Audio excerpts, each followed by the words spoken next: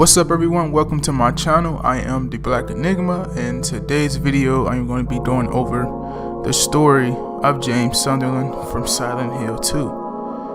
We're going to dive deep into his character and understand where he's coming from, his side of perspective of things. Mary, could you really be in this town? If you enjoyed the video, make sure to give it a like down below. And let's get started. James Sunderland. From my research, I gathered that he was born in 1961, since he's of the age of 29 during the events of Silent Hill 2. And if you don't know who James Sunderland is, James Sunderland is the protagonist of Silent Hill 2. And a little bit of background on James Sunderland. James Sunderland is from Ashfield.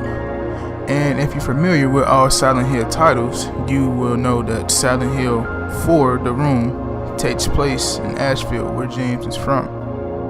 And the superintendent of that building, Frank Sunderland, is James's father. And we will get a little bit more deep in detail on Frank Sunderland once we reach Silent Hill 4, The Room, later on in this series. While in Ashfield, James worked as a clerk for a small company in Ashfield. By playing through the game, you soon realize that James is really a nice person.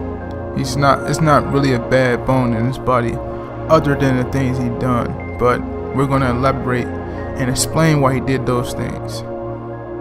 But in the meantime, you can tell that James was quite friendly to other people in Ashfield.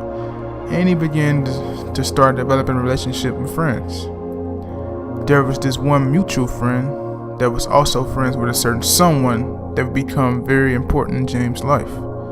So this mutual friend held a party, which James attended, and his soon-to-be wife attended, Mary.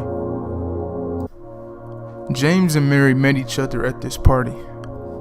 And it may sound hokey to some people, but I believe it's really believable that this can happen. When you attend parties, things happen. You can meet somebody that can be with you the rest of your life. In this case, those two saw each other at the party and they clicked off instantly. They both was intrigued by each other. And the rest is history from that point. So that's how James and Mary met, at a house party held by a mutual friend. James and Mary were such in love with each other that James would watch Mary play the piano, and he liked that she played the piano even though she was not good at the piano at all. James and Mary will eventually take the next step in their relationship and get married. Prior to the events of Silent Hill, Mary and James decided to take a vacation to Silent Hill after reading a brochure for the town. They stayed in the Lakeview Hotel, where James recorded a videotape with Mary. Mary said in the videotape that she heard that Silent Hill used to be a sacred place, and that she loved the town and would love to go to Silent Hill again one day. She asked James to promise her that he'd take her back to Silent Hill again one day. But before James can reply, the videotape ends. While leaving the town, James accidentally forgets the videotape in the hotel room. And eventually, playing through the video game, you will stumble back onto the Lakeview Hotel. That is the special place Mary talks about in her letter. And you will eventually go back into their hotel room and grab the videotape. And you might want to know why this videotape is so important. There are two parts to this videotape. The first part, I obviously just told you about. It's about the good times of James and Mary at the Lakeview Hotel, and Mary asking James to promise to take her back to the Lakeview Hotel one day in the town of Silent Hill. But there's also the second part of the videotape, which reveals the true outcome of what happened to Mary. And once that videotape cut before James could reply, things started to get progressively worse and began to turn dark for Mary and James. Are you taping again? Come on. I don't know why, but I just love it here. It's so peaceful. You know what I heard? This whole area used to be a sacred place. I think I can see why. It's too bad we have to leave. Please promise you'll take me again, James.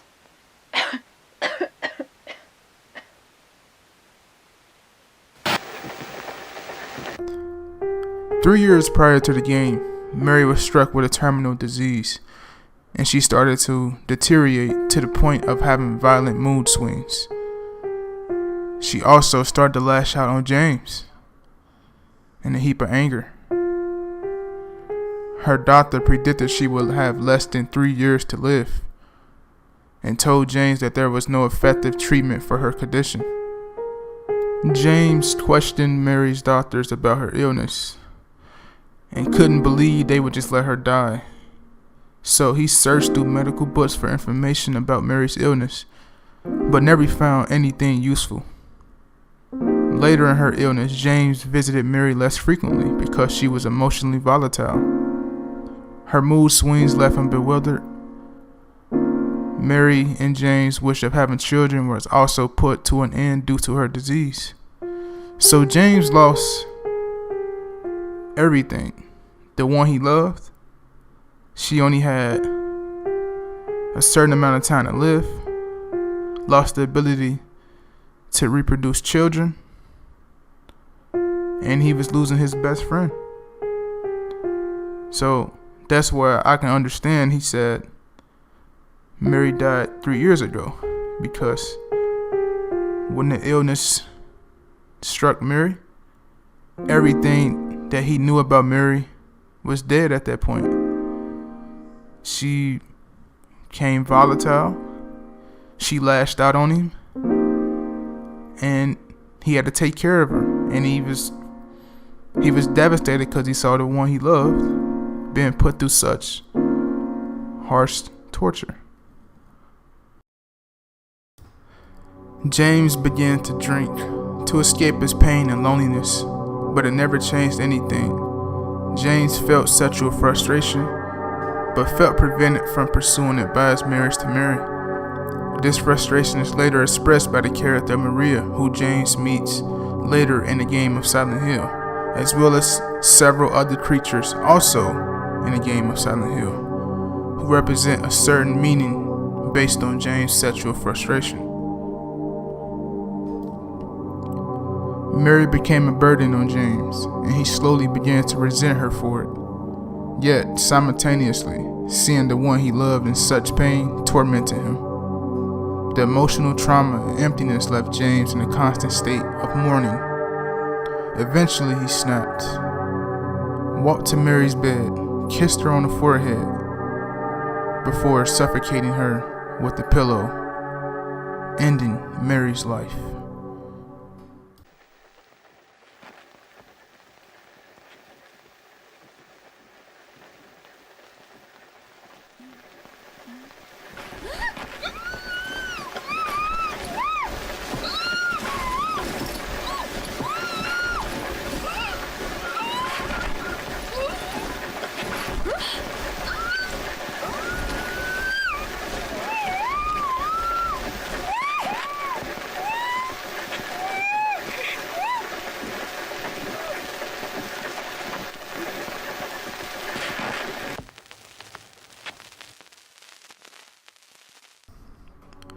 After Mary's death, James carried her body to his car and put her in the back seat, not the trunk.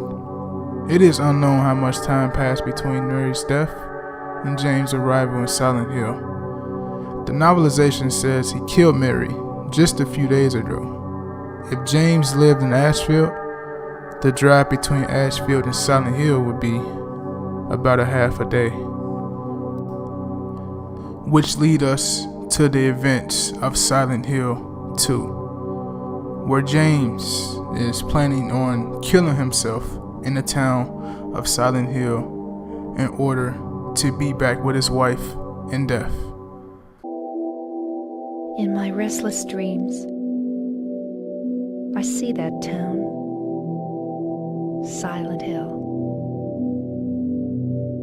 You promised you'd take me there again someday, but you never did. Well, I'm alone there now,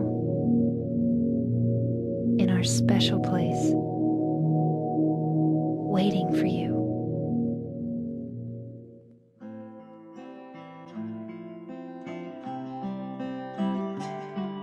I got a letter. The name on the envelope said Mary. My wife's name. It's ridiculous. Couldn't possibly be true. That's what I keep telling myself. A dead person can't write a letter. Mary died of that damn disease 3 years ago. So then, why am I looking for her?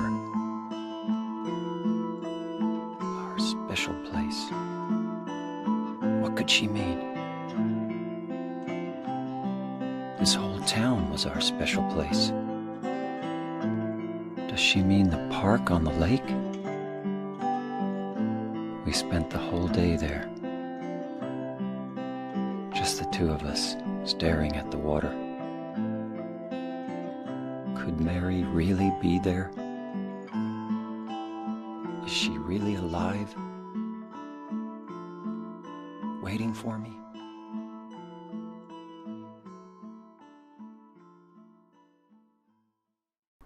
And that'll be it for this video, as we went through and explored the background of James Sunderland from Silent Hill 2. This is only one video of many I hope to accomplish and bring to this channel. So if you enjoy this type of content, make sure to like down below and leave comments. And until next time, I hope to see you again in the town of Silent Hill. You take care.